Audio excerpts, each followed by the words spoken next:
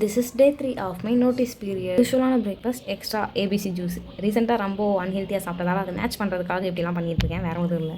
இது எத்தனை நாளைக்குன்னு தெரியல, பட் போகிற வரைக்கும் போவோம். அப்பார்ட் ஃப்ரம் ஆஃபீஸ் ஒர்க் இன்னொரு முக்கியமான வேலை இருக்குது. அதுதான் ரெஸ்யூம் க்ரியேட் பண்ணுறது. என்னோடய ரெஸ்யூமே வந்து ஃப்ரெஷர் ரெஸ்யூம் மாதிரி இருக்குன்னு என் ஃப்ரெண்டே சொல்லிட்டா. என்னோடய அண்ணனும் கொஞ்சம் மொக்கையாக தான் இருக்குதுன்னு சொல்லிட்டான். ஸோ அதனால் உட்காந்து அதை வந்து இன்றைக்கி ப்ரிப்பேர் பண்ணுறது தான் என்னோடய வேலை. ஆல்சோ ஒரு இன்டர்வியூவர் கூட எனக்கு அதான் சஜஸ்ட் பண்ணாங்க.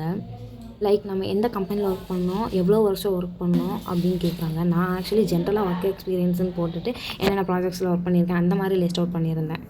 அப்போ தாங்க நம்ம பேசுகிறதுக்கும் வாய்ப்பு கிடைக்கும். நாட் ஒன்லி டெக்னிக்கல் கொஸ்டின்ஸ், நம்ம ஜென்ரலாக பேசுகிறதுக்கும் ஒரு பாயிண்ட் கிடைக்கும் அப்படின்னு நான் நினச்சேன். அதை தான் சம்மரியை கொடுத்துருந்தேன். என்னென்ன ஸ்கில்ஸ் வந்து தெரியும் அப்படின்னு மென்ஷன் பண்ணியிருந்தேன்.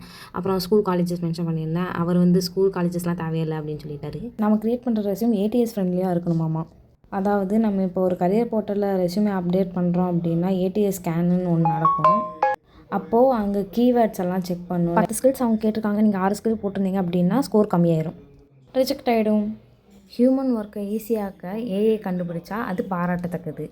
நீங்கள்லாம் பண்ணது போதும் தான், இனி நானே இருக்கேன்னு சொல்லிட்டு ஏஐ எல்லாத்துலேயும் முன்னாடி நின்னா இது என்னன்னு சொல்கிறது? Comment your opinion and subscribe for more videos.